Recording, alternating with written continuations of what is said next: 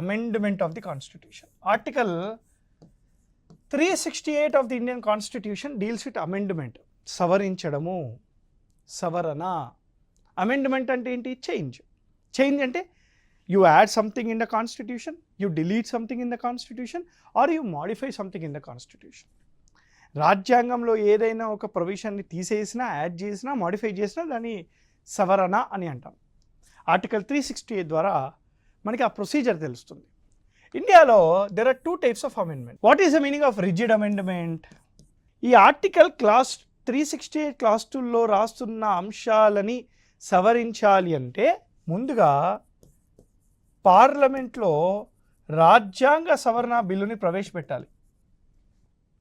అలా పెట్టాక లోక్సభ మరియు రాజ్యసభ ఈ రాజ్యాంగ సవరణ బిల్లుని పాస్ చేయాలి.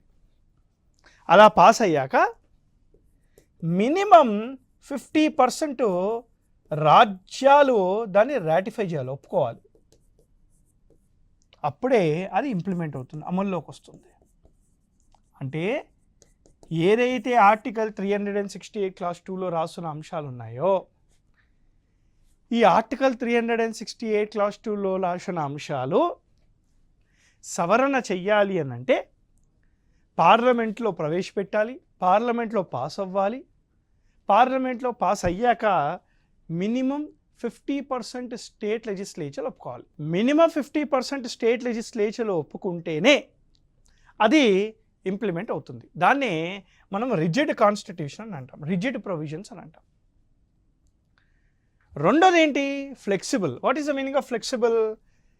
ఆర్టికల్ 368 క్లాస్ 2 కాకుండా మిగతా అంశాలు ఏవైతే ఉంటాయో అది ఫ్లెక్సిబుల్ అనమాట. అంటే సింపుల్గా ఇది పార్లమెంట్లో ప్రవేశపెడతారు, పార్లమెంట్లో పాస్ అవుతుంది, పార్లమెంట్లో పాస్ అవ్వగానే అది ఇంప్లిమెంట్ అవుతుంది. అంటే స్టేట్ రాటిఫికేషన్ లేనివి ఫ్లెక్సిబుల్, స్టేట్ రాటిఫికేషన్ అవసరం ఉన్నాయి rigid. So that's why Indian constitution is called both rigid as well as flexible constitution అని అంటాం.